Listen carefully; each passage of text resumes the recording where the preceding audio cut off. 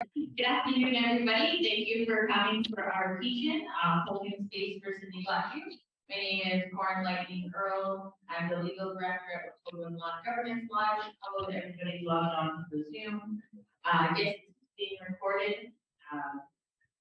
And no, we don't know when it will go online. So thank you for coming today for our teach-in.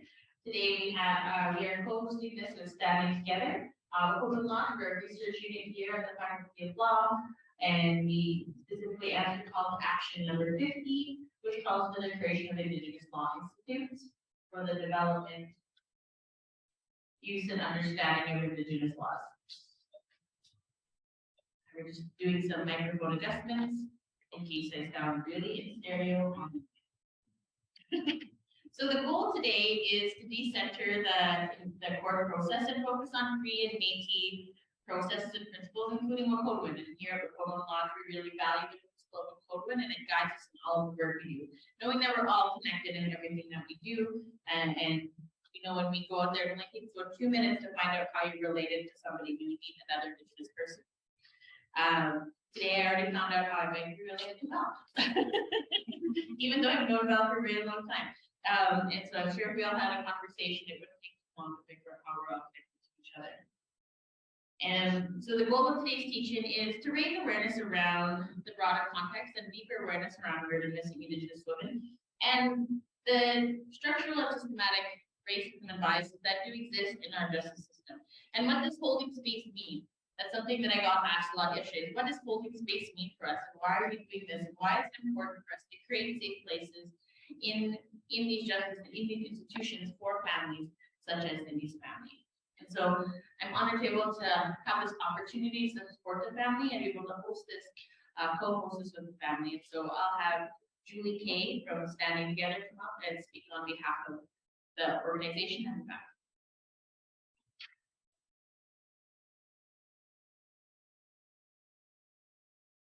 Thank you. I'm a co-starter of the organization Standing Together, and we've been really honored to partner with Wahkohtowin Lodge over this past week.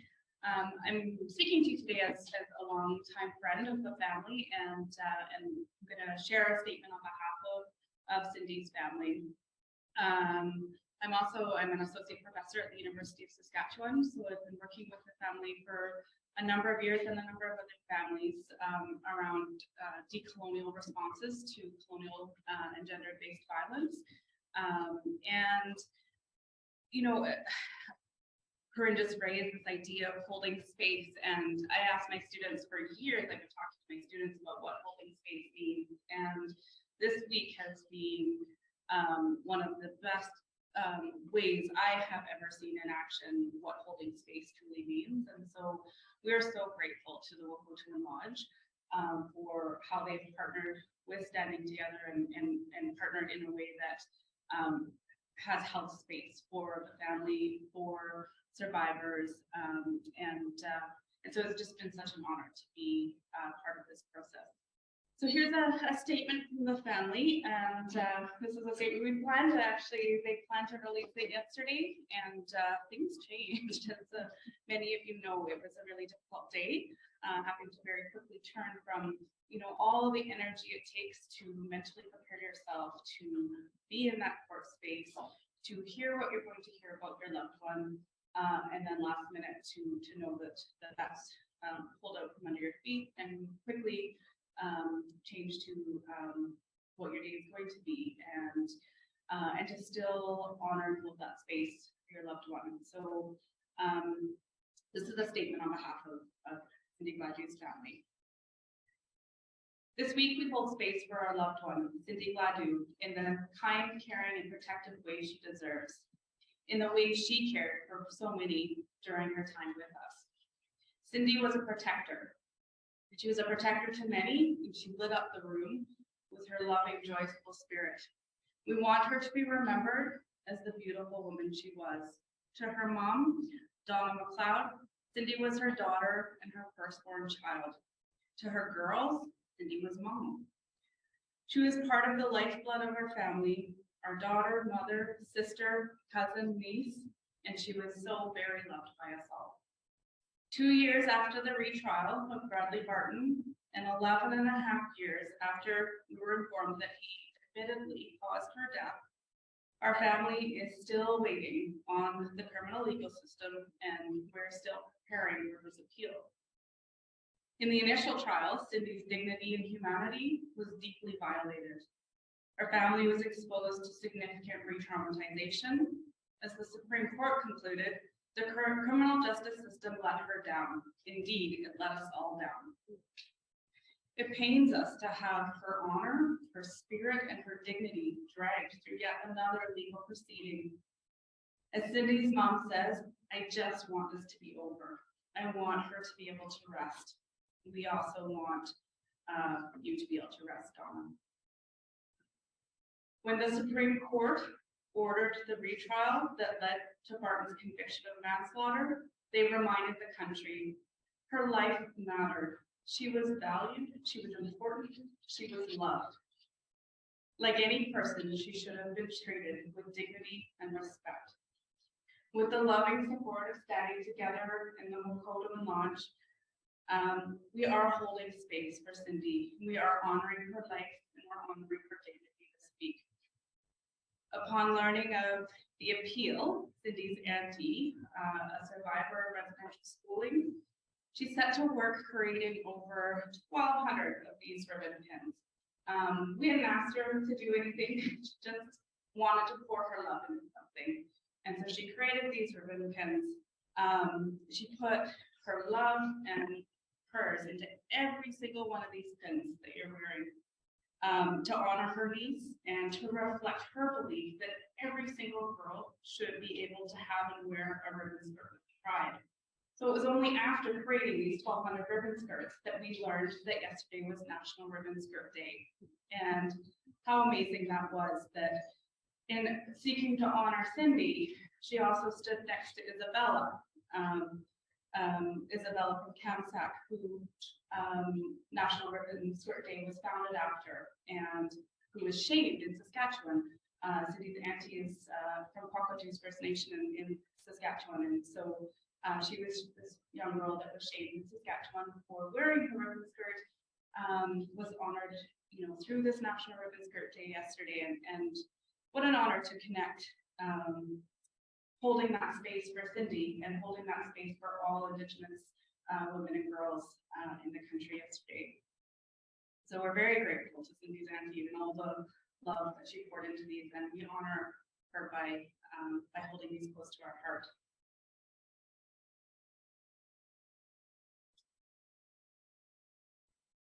I'll close with one of the statements our Kokum gave. Kokum and Elder, who supported us throughout the week, and Cindy's family. She says, we know that prayers are powerful, and we continue to pray for Cindy's spirit and the spirits of those whose lives have been taken and the families that continue to suffer.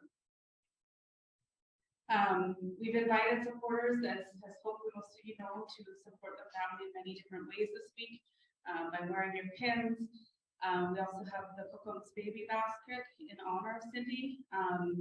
We have among us, Cindy's 3-week-old little grandbaby, and so Cindy would have wanted, her grandbabies to be cared for and protected in the way she was protected, and so we invite you to give to that. Cindy's cousin, Parada Stehorn, she's also reminded us, and I'll close with her words, that Cindy would want her girls and her grandchildren to grow up in a world that chooses kindness and gentleness. Our family is grateful for all who have held space for us throughout this past decade, and all who continue to honor Cindy and hold us up in prayer and ceremony.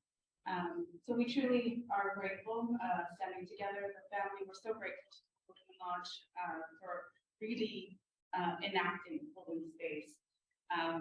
And we're grateful to all of you who join us online and in person. It does remain our collective obligation. We talk about Wahkohtowin legal principles. It's an obligation and our collective obligation to honor Cindy's spirit. And so we're grateful for you being here today and being part of upholding her dignity and honoring her spirit. Thank you. Thank you, Julie. And so some of the ways we've held space this week is just by being of service to the family. When we think about Wahkohtowin, when we have our space, it's our home. And it's our home and it's our space. And when somebody comes into your home, you don't let them walk in and walk out without having something to eat, without feeling warm, without having some sort of comfort when they come into your home. And so that's how we choose to be as lawyers. We choose to be lawyers that work with kindness, that follow principles of Wahkohtowin, of truth, of Sakikuin, of love, and of Wahkohtowin. And that's how we choose to be as lawyers and what we foster in all of the staff that we work with. Because law doesn't have to be hard. Law doesn't have to be cruel. We get to choose every day the work that we do and how we do that work. And there are lots of ways to be lawyers. There are lots of ways to achieve justice and to have this system. And here at Wahkohtowin, this is how we choose to do it. And so I encourage other people to reflect on this day. How do you hold space for people in the justice system that don't feel safe in those places, that don't feel welcome? How do we create safer places in the legal field? Safe for all people. So it's something to think about is how we choose to do the work that we do every single day. So I'm very grateful to be joined by 3 amazing ladies. So where each of them is going to talk a little bit. They're going to wow you and amaze you and inspire you in ways that you will have never experienced before. No pressure. 2 of them, Jean Teillet and Val Napoleon, are Indigenous Peoples Council with the Indigenous Bar Association. So it's like King's Council or Queen's Council, but it's Indigenous Peoples Council, and for that it's our highest honor that we can bestow upon our lawyers. Jean has a very long list of accomplishments. She's an amazing lawyer. She's an Métis lawyer. She's been long engaged in negotiations and litigation at province and federal level. She's been counsel at all levels, lead counsel in R versus Powley. If you are a lawsuit, you don't know that yet, then you can look up Powley, you can look up Tack River, and learn all of the work that Jean has done. She is senior counsel at Pepe Sullivan Teillet LLP, and she specializes in Indigenous rights law. Not only specializes, but she lives it and she breathes it, and she's an example of how we all strive to be. So thank you, and I welcome up Jean Teillet.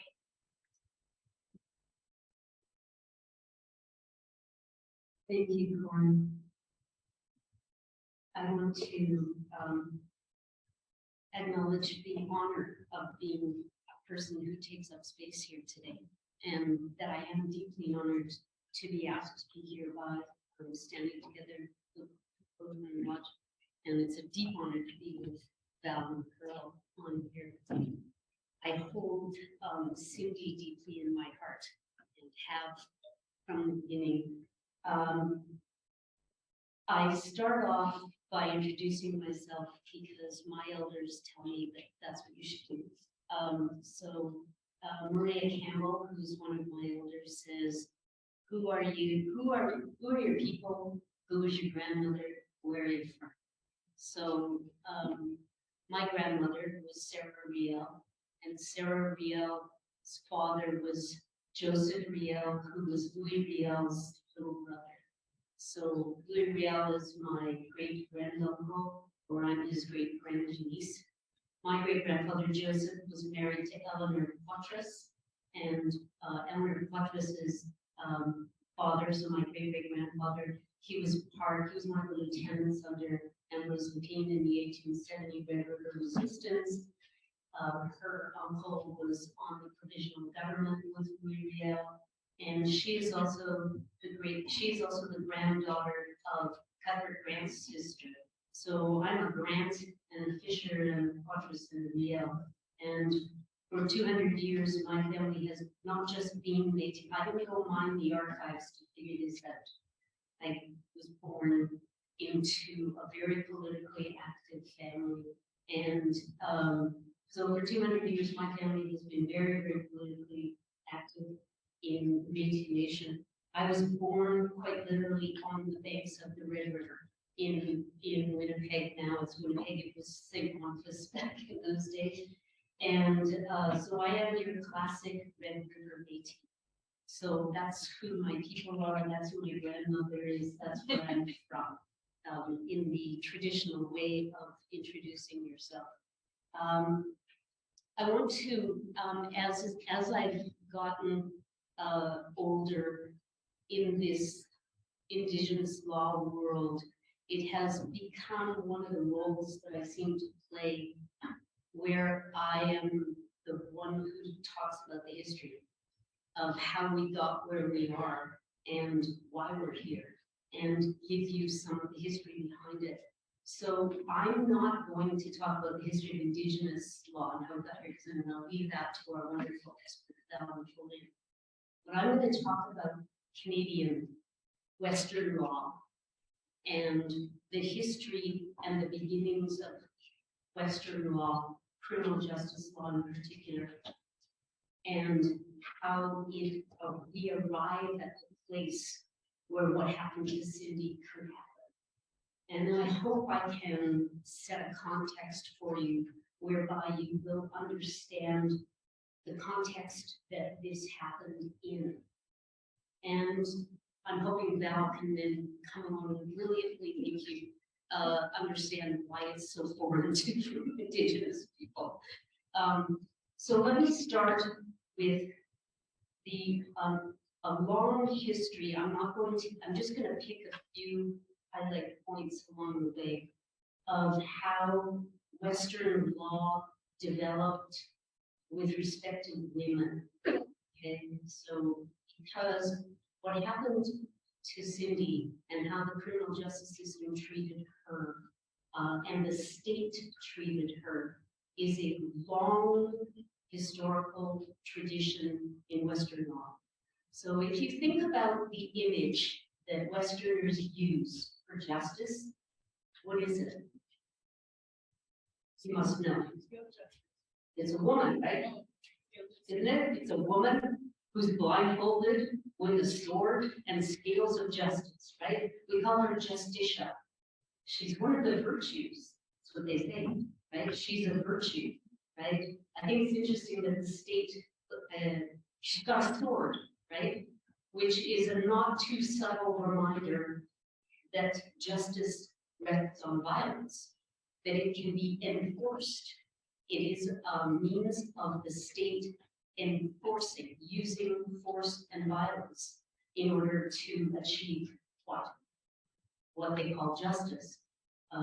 So this is an ancient symbol. Justicia comes to us from like BC times. It's a Greek symbol originally, right? Taken over by the Romans and then brought into the Western system. We have images of Justicia all the way through in the 1500s, in the 1700s, in the 1800s. There's a Justicia sitting in front of our Supreme Court of Canada, right? So we have this image, and it's fascinating that the image of justice in Canada, well, let's just talk about Canada, but in the West, is a woman, and yet women were treated as non-persons in the law. Women had no rights in the law. Women were brutalized by the law, and yet this image of the law is this woman. It's a fascinating dichotomy between this image of what justice is and the reality of what justice on the ground was. Now, the truth of Western justice is that it was deeply rooted in violence. I was going to show you an image of Bruegel's Justicia etching from the 1500s. I urge you all to go look at it. It's a fascinating, fascinating image, whereby the bottom image is the methods of justice. You can see lawyers, you can see the judge, you can see that they're doing a water torture, but they didn't call it water torture. It was means of curing the patient, right? So you're torturing them into confessing. That's the idea. In the middle is all of the violent means they have of inflicting punishment, cutting off people's hands, strapado, which was a means of hanging someone with their hands and legs tied together and hung from fall, it would dislocate your shoulders and disfigure you forever. They beheaded people, they burned people at the stake, they stuck people on poles up in the air and starved them to death. Like this is the root of Western justice. It comes out of that kind of violence, and it was violence, physical violence, inflicted on usually the poor, right, that was known as justice. And this is an embroidered painting. The statue of justice is standing there, right front and center, blindfolded, completely blind to all of the violence that is going on around here. And I ask you today, what has changed? What has changed? Are we still as violent? Now, we don't cut people's hands off anymore for stealing a loaf of bread. And we don't have the death penalty in Canada. We have the death penalty in lots of states down south, right? But we have still a violent idea of what the state can do to people. And on the basis of that violence, we created what we call the golden rule, which is the presumption of innocence, right? You wouldn't need the presumption of innocence if people were not incarcerated and people were not violated or threatened with violence or death, right? It's only because the punishment is severe that you need the idea that this person is innocent to begin with, and that you will have to go to nth degree to find them. But I ask you a theoretical question. What if punishment wasn't the idea of justice, of the remedy for justice? What if punishment was not there? And this is one of the things I think that Indigenous people look to. We have never understood the fascination with punishment, because I think most mothers know and fathers know that doesn't actually change a child's behavior too much, or at least not violence. Doesn't do that. So what does do it? You know? And so, but we don't ask that in the Western justice system. We don't ask any questions about whether what we're doing is the right thing to do to people. We are, the former Chief Justice of the Court of Appeal of Ontario said to me, I was sitting down for lunch with former Supreme Court Justice. Oh, did it get hit? Hello? Let's switch to, don't worry, go back up. Hello? We can just use the podium. Okay. Don't worry. I was having lunch with the former Supreme Court of Canada Justice Tom Cromwell and Justice Winkler, and Cromwell had just come out with his Access to Justice report, and he was talking about our justice system as being in a state of crisis. And Justice Winkler vehemently disagreed. And he said, there's no crisis in our justice system. In fact, we have the best justice system in the world.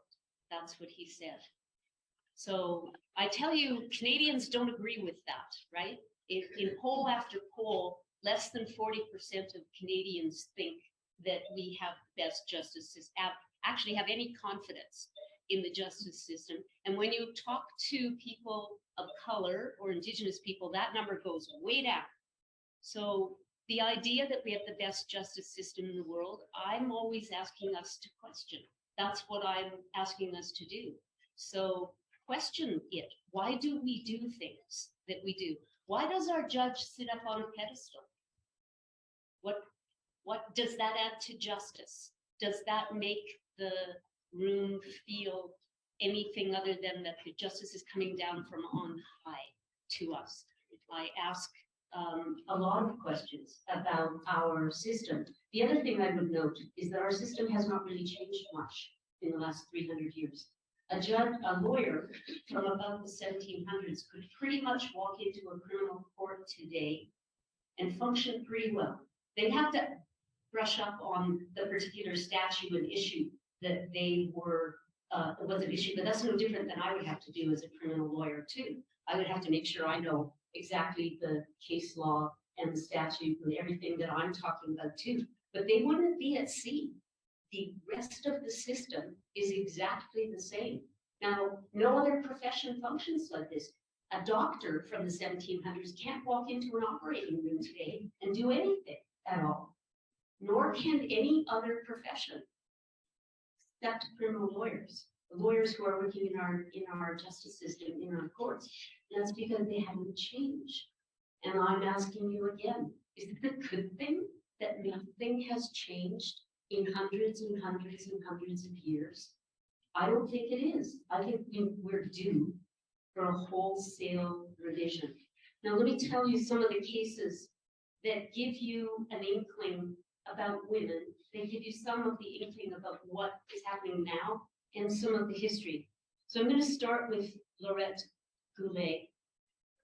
This is a story of what happened in 1871. So after the Red River Resistance, the MacDonald sent over troops, right? He sent troops to Red River after, actually he sent them long before everything was signed off on, right? The Red River was completely peaceful. The Manitoba Act had been passed.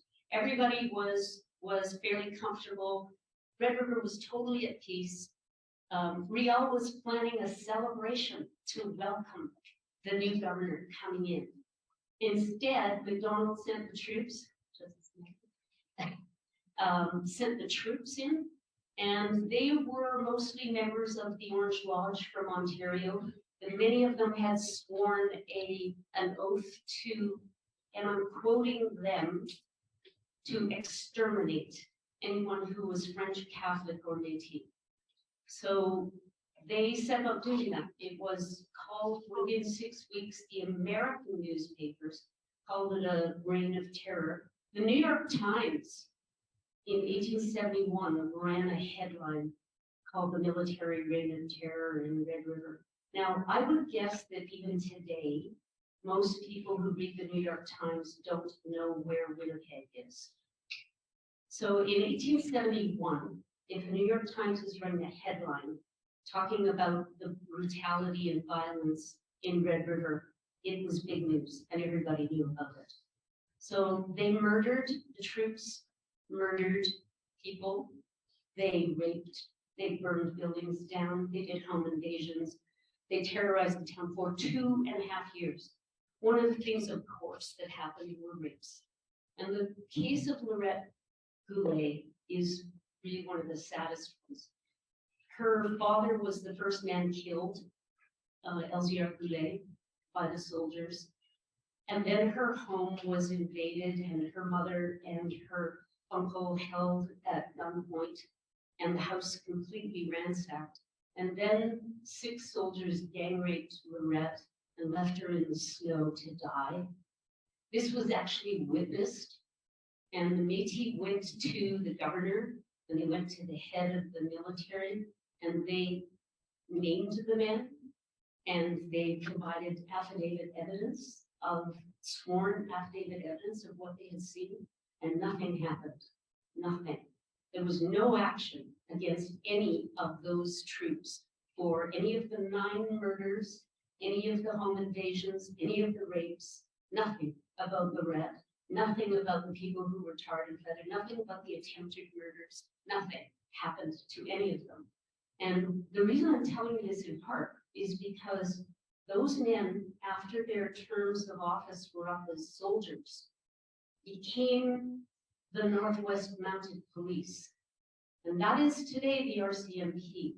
So I would say to you, and when the Métis went to the leader there, whose name was Jarvis, so there's a street named after Jarvis's father in Toronto, who was also, by the way, in jail for murder at one point. Jarvis said, when they complained about the gang rape, he said, "It's none of my business," right? So it's none of his business what his troops do by way of gang raping a 17-year-old girl. So Jarvis then became one of the first heads of what is now the RCMP. So if you want to look at the many reports about misogyny deeply rooted into the RCMP and into our forces, and you want to talk about where it comes from, I say it was embedded from day one. It is in their DNA. and rooting it out is not going to happen by themselves. They're not going to do it themselves. And I think that Louise Arbour said the same thing, that they can't fix this themselves. And I say it's because it started the day they were created by the men who created them, who didn't care about what their officers did to women, and especially to Indigenous women. So the second one I want to talk about is 10 years later. That was 1871, 1881. Manitoba's now got courts set up, and we have a Chief Justice Wood there who is running a land scheme scam with his sons. There was later an inquiry about it, and it was called a monstrous creation of the Chief Justice. Anyway, the Marie Trottier was basically the victim of a failed abortion attempt. So what happened was she was 7 months pregnant. She was an indigent Indigenous woman in Winnipeg. Now, bear in mind, indigent in those days might have meant that she was living in a teepee, but she didn't live in a street with a house and an address, right? So it didn't mean necessarily that she was on the streets. We don't know for sure. But she was 7 months pregnant. Her partner evidently forced her into taking an abortifacient. We don't know what abortifacient it was. Could have been something like pennyroyal or some of the drug or plants that are used for an abortion but are supposed to be used early on, not at 7 months. So she's hemorrhaging. Her friend calls for help. The police charge the doctor, who ironically is called Dr. Good. And it goes to trial. The police charge him with procuring an abortion, which until Henry Morgenthaler in 1989 was still against law in Canada, right, on our criminal code. So the interesting thing about the case is that Dr. Good brings 7 doctors as character witnesses against one Indigenous woman. Now, all of them to testify to what a horrible character she was. I question how 7 white men would even know her at all, or have any way of coming in contact with her. It's just an unbelievable abundance of evidence. Nevertheless, the Dr. Good was acquitted of the crime of procuring an abortion, and the judge then turned his wrath on Marie. And Marie was so ill from the effects of this that she had to be carried on a stretcher into the court. She was so sick. And the judge told her she had 48 hours to get out of town. Dr. Good remains in the history books Dr. Good. And Marie Trottier, the force of the law is inflicted on the victim, not on the perpetrator. And that has echoes of what happened to Cindy, that the force of the state is turned on the victim. We have other ones. I won't go on much longer because I want to leave time for Val and Pearl, but the other 2 cases besides Cindy's that spring to mind is the case of Angela Cardinal. It's not her real name here, but she was violently attacked on the streets. I think it was here in Edmonton. No, it wasn't Edmonton, wasn't it? Yeah. And she was 27 stitches in her hand. A wonderful woman who used to write little poems on little pieces of paper and give them to people in the street because she wanted them to feel better and make their day a little happier. She is handcuffed and shackled when she's the victim, brought into court, and then put into the same paddy wagon as the man who attacked her. And when there was an inquiry here by the Minister of Justice here, I think quite rightly, an inquiry, I think it's 50 Crown Counsel wrote a letter objecting and saying that they had to be able to handcuff and shackle witnesses.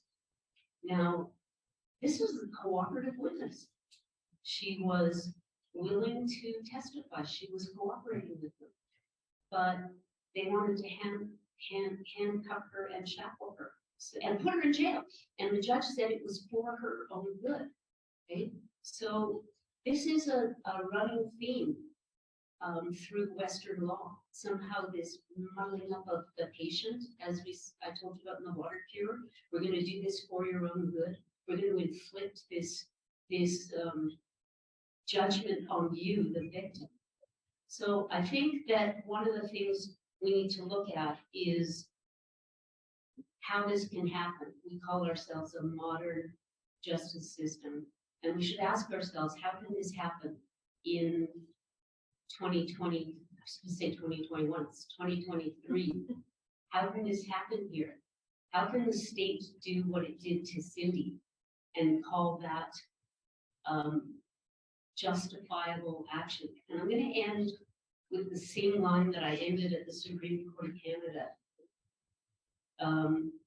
when I argued on behalf of Cindy, not on behalf of Cindy, on behalf of the women of the Métis Nation, but on behalf of them, on behalf of Cindy, and say that women's bodies have been used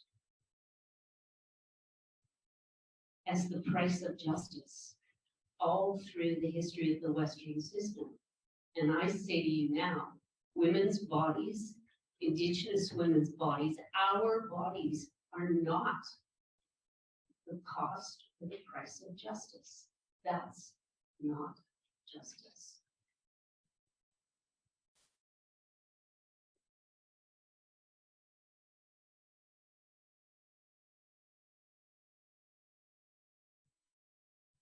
Thank you very much for that, Jean. So now we have Val Napoleon. She's the Dean at University of Victoria. She's a member of the Gibson House and the Pearl Clan. Prior to joining the faculty of law at UVic, she used to work here. And she's also the reason why I graduated law school and am here today to live and tell about it. So we're very thankful to have Val here. And one of the things is when we talk about having this teach-in, and when we say holding space and doing things and just showing up without being asked, that's what these two ladies is. They just showed up. They're like, we have to get done.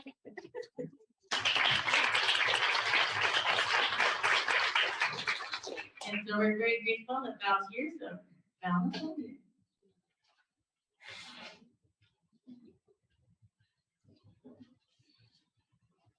Good morning, everyone. It's an honor, as it has been said, to be here, to have the opportunity to meet some of the family last night and the 3-week-old Lily.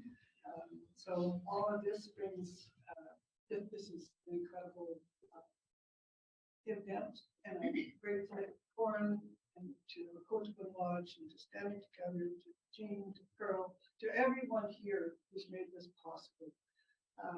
This is so important. So when one thinks about a talk, one thinks, okay, you want to say things that are meaningful, that are going to matter to not just for the event, but thinking forward and so on. And what I realized with this talk is that there are times when words just aren't big enough. They're not adequate to reflect the depth of feeling, the experience, the despair, the anger, all of the things that this that has been generated all around Cindy and what has happened to her. So given that, what we have to do is to find ways to act.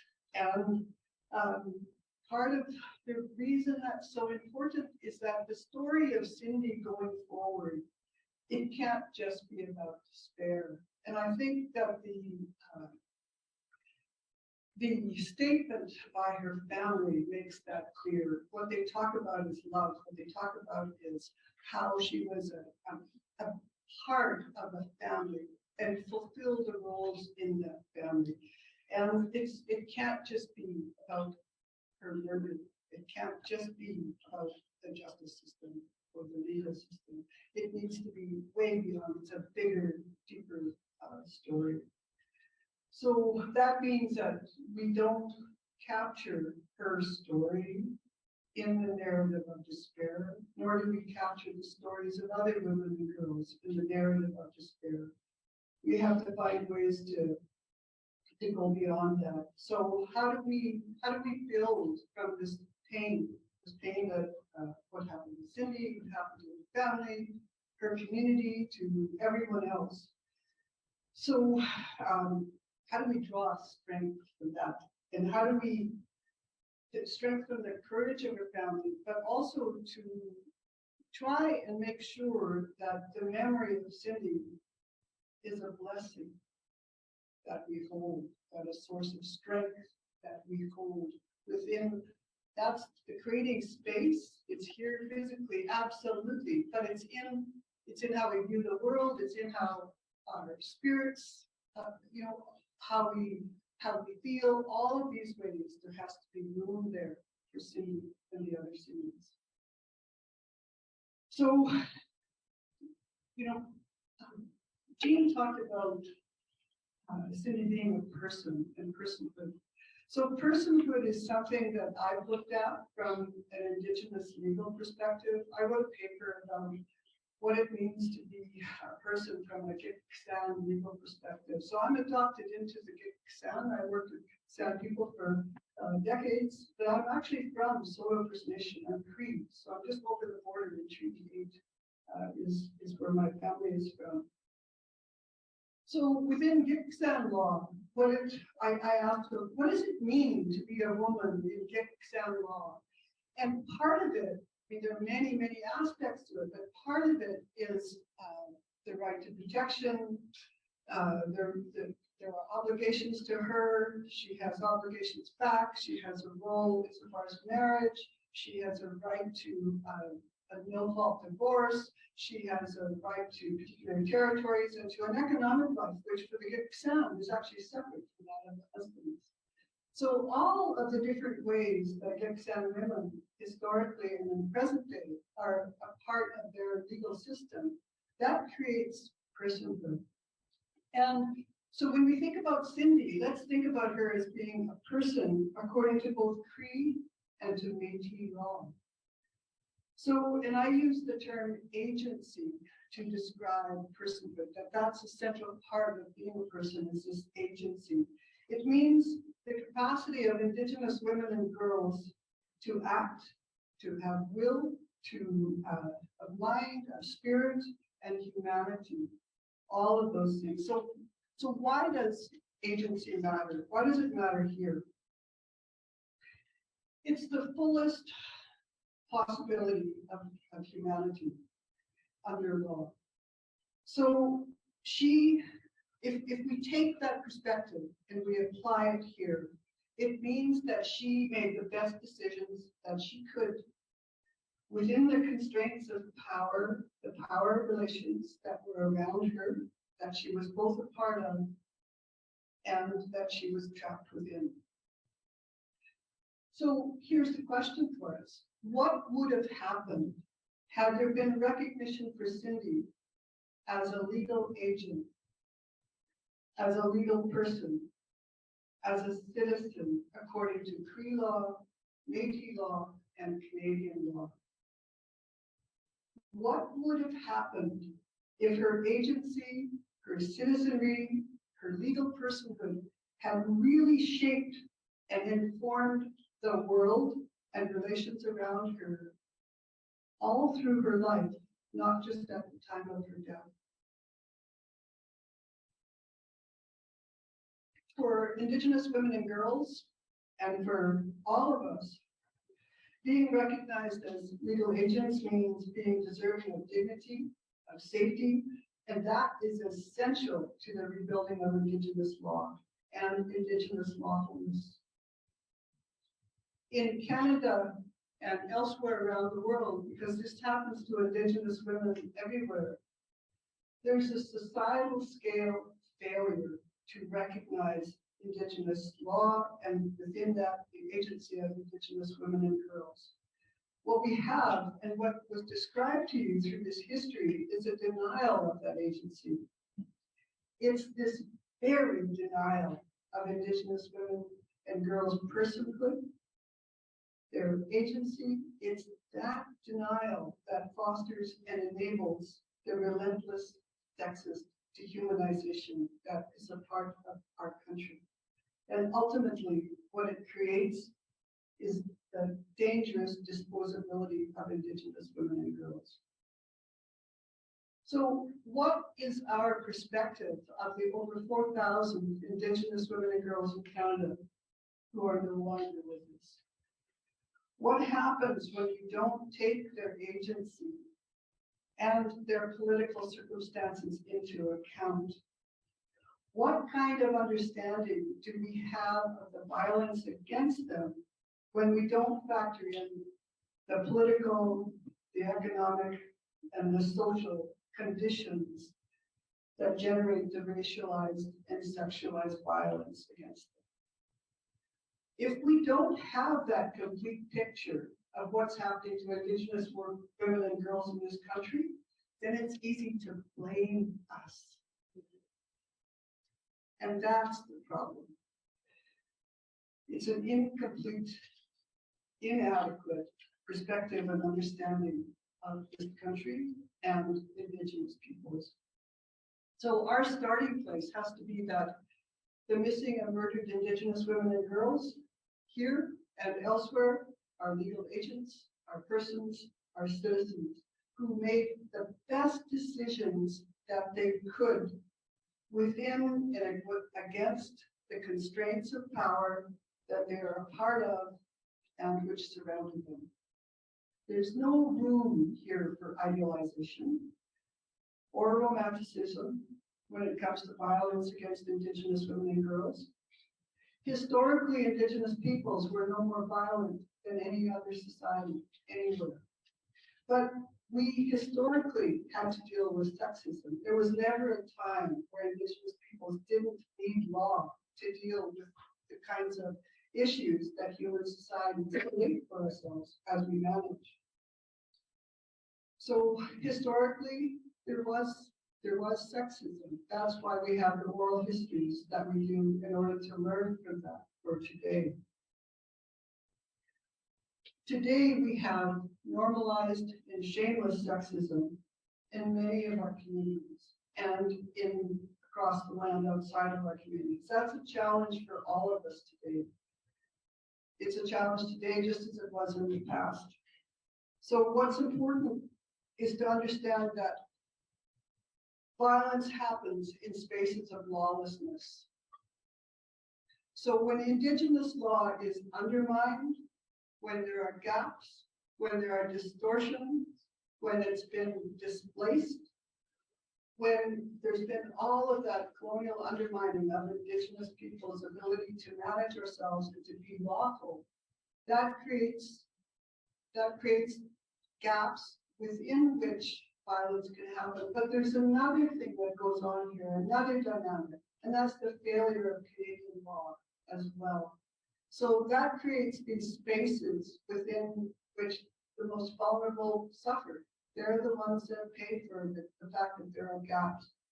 So every legal tradition has its promise. It also has its potential failure. And Indigenous law is not an exception to that. We always have to work to be lawful. We always have to work to protect one another. And that's what rebuilding Indigenous law has to take up as part of how we go forward. The only way that we're going to be able to challenge lawlessness is by rebuilding our lawfulness. And that our laws are ways of managing ourselves, among other things. So it means re-articulating our legal obligations to one another. It means finding ways of supporting one another to be able to act on the legal obligations that we hold within our legal orders. It means learning everything that we can. It's not about going back in time. It's about drawing on the intellectual traditions that are available to us to bring forward to today's issues and challenges. So what are our collective obligations to Cindy's granddaughters, to that 3-week-old baby? What do all of us as individuals and as collectivities, what are our obligations to her under Métis law, under Cree law, and under Canadian law. I heard, I read, I should say, a quote from someone who was in South Africa and responding to the fact that her loved one had been murdered in apartheid. And the question she asked was, how is it that the humanity of the person that I loved was invisible to you? How is it that you weren't able to see that person in this act of violence? So one of my favorite images, and I wish I would have brought it as a PowerPoint, is it's a picture of a universe.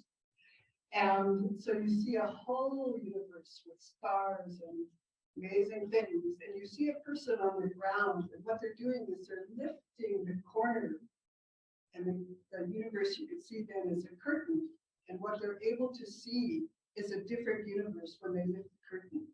So here's the thing, every system of law provides us with a grid of intelligibility. It's a lens through which we see the world, and some things are invisible and other things are visible. So we always have to challenge, like, what is it that our way of seeing things has created invisibility?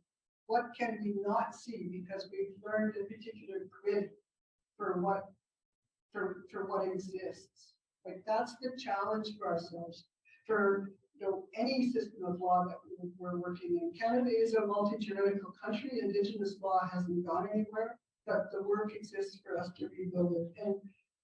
And what happens around this horror for Cindy and her family, like, this is, it's a crisis of justice, yes, but it's also a crisis of democracy. It's a bigger crisis. It's a crisis of civility.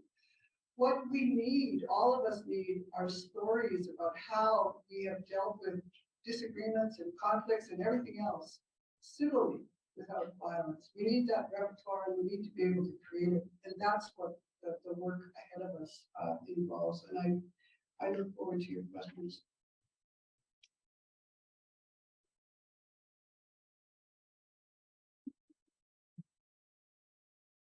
As always, amazing.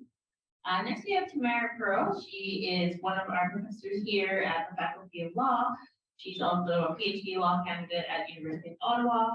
Her research is focused on anti-dominance training, and her goal is to help train law students not only to do better for our communities, but be a bridge by using the API for plain street concept when she win. And she's also, if you need to know where to get amazing earrings, Tamara's your gal.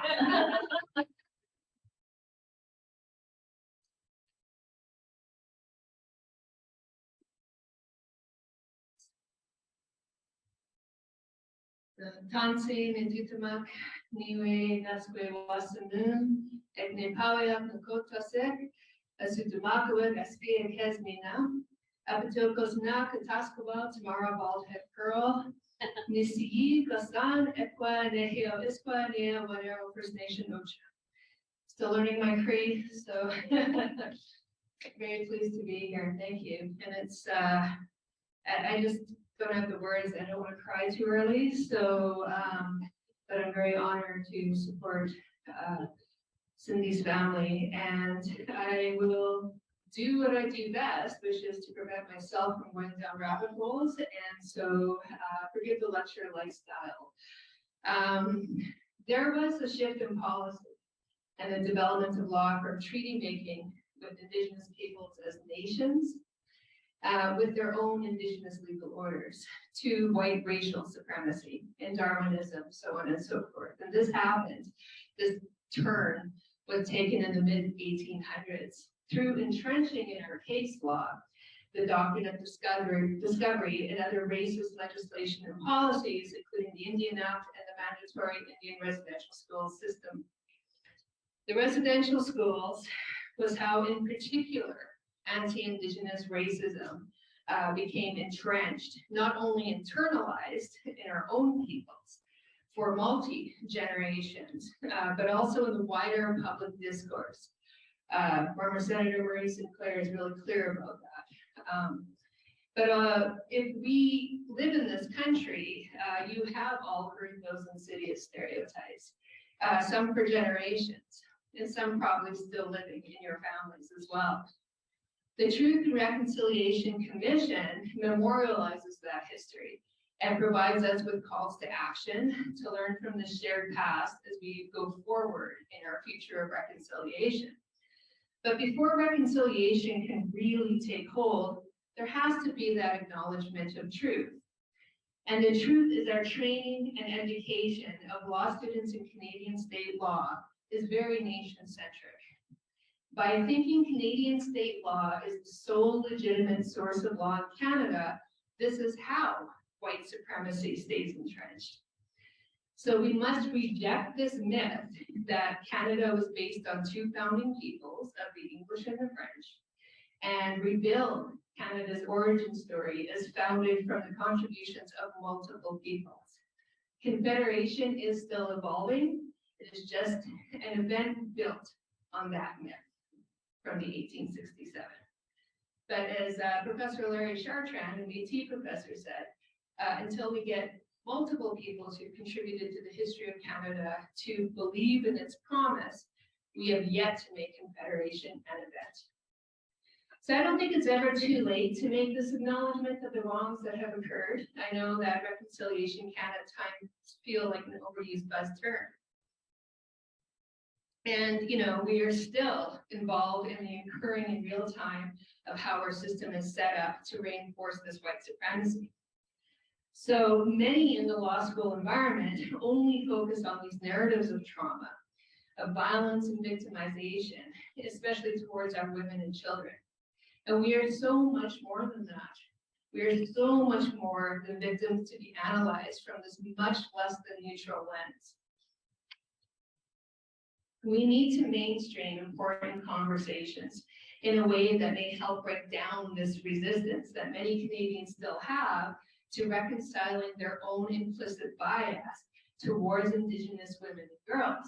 And the term implicit bias describes when we have attitudes towards people or associated stereotypes with them without our conscious knowledge. And we all have them, including myself.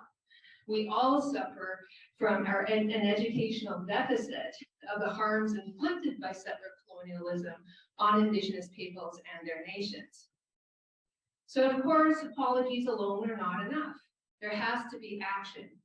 As the TRC reports mentions about reconciliation, including its healing, it is a multi-generational journey that involves all Canadians. So this brings me to my talk about the importance of what is called movement lawyers and the relationship between community activists and legal reform. So it is not the usual litigation activism relationship in that the questions we need to ask ourselves in law school and in legal practice is how, for example, did missing and murdered Indigenous women and girls come about and gain a public attention to the point of creating political pressure for a national inquiry. The TRC call to action number 41 called upon the federal government in consultation with Indigenous organizations to appoint a public inquiry into the causes of and remedies for the disproportionate victimization of Indigenous women and girls. The historical Indian Act sex discrimination, yes, it is a root cause of high levels of violence against Indigenous women, for example, domestic abuse. But in 2015, the federal government announced the National Inquiry into Missing and Murdered Indigenous Women and Girls will investigate and report on all the systemic causes of all forms of violence.